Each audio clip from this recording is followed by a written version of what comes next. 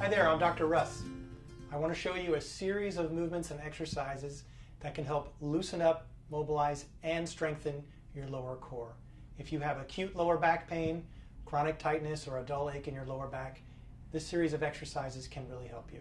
I just want to emphasize, if you haven't exercised your low back in a while, or you have a lot of low back pain right now, you might not be able to do all of these.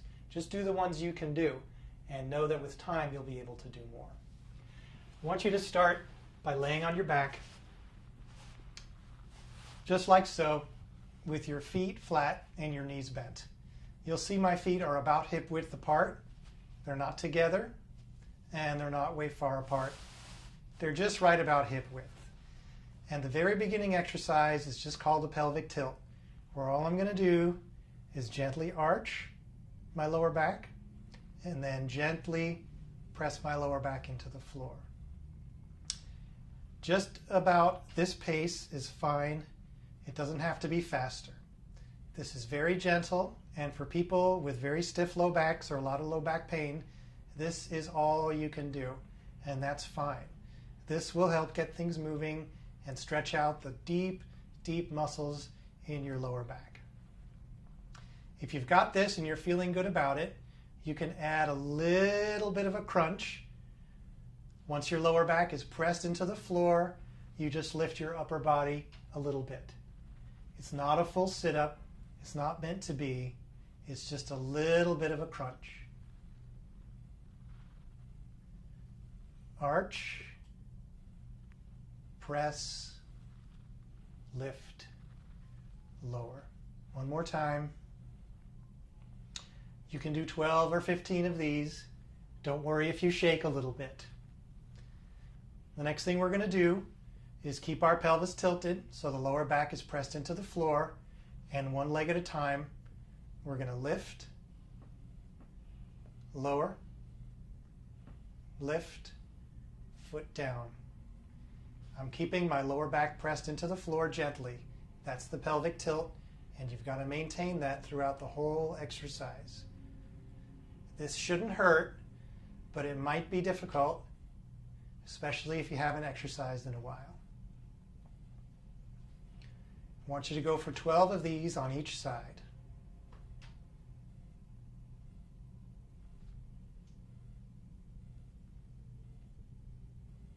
The next exercise in the series is to bridge. And in order to bridge, you push up through your feet and lift your hips off the floor. You'll feel this exercise in your quads, your hamstrings, and your glutes. This shouldn't be painful at all. If you have pain going up all the way, then don't go up all the way. Just go up halfway, and that's fine too. This, if this is all you can do, is fine. Now, once you can get yourself up all the way, the next stage is to lift one foot at a time. This is pretty hard.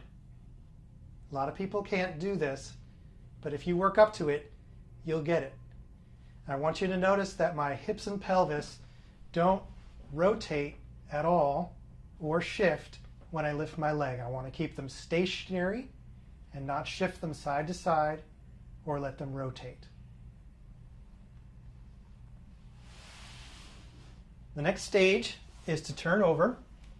So you are on your hands and knees, and you're going to do the same pelvic tilt, but this time instead of on your back, it's on all fours.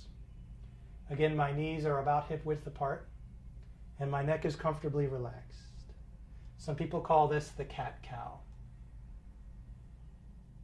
And when you've got the hang of that, you stop with your back flat. It's neither cow and it's not cat. It's right in the middle. And if you can, with your back flat, lift one leg behind you. You'll feel this in your lower back, your hamstrings and glutes. This is a really good exercise for stabilizing your lower back. Once again, you notice that as I lift my leg, I don't shift my hips. I don't do this. I keep my hips right where they are, and I don't let my pelvis rotate. Now the icing on the cake here is to lift opposite leg and arm at the same time. This is something you might need to work up to. This is maybe something you can do already. Trying to keep my core and torso really stationary as I do this. That's known as the spinal stabilization sequence. It's appropriate for people of any age and condition as long as you work up to each exercise and don't push through any pain.